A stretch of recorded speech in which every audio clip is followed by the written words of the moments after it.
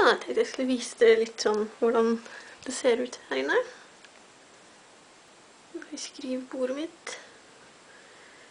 Skap, dør, hylle, seng, bord og ut vinduet.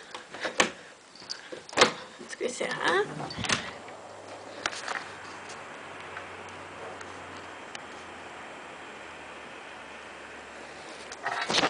Det er snødd ganske mye her, sånn opp på fjellet, liksom, på bakken nå.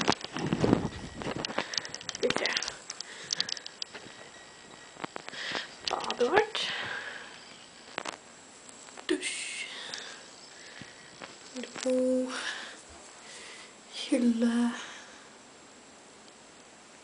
Håndklær. Til gangen.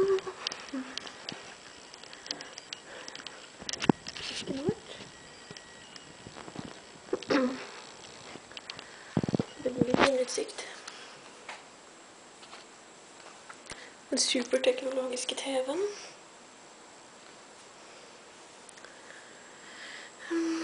Ja, du kan finne kjøleskapet hvert. Sånn.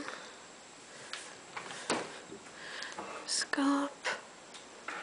Mitt skap. Tran. Altså sinterskilt.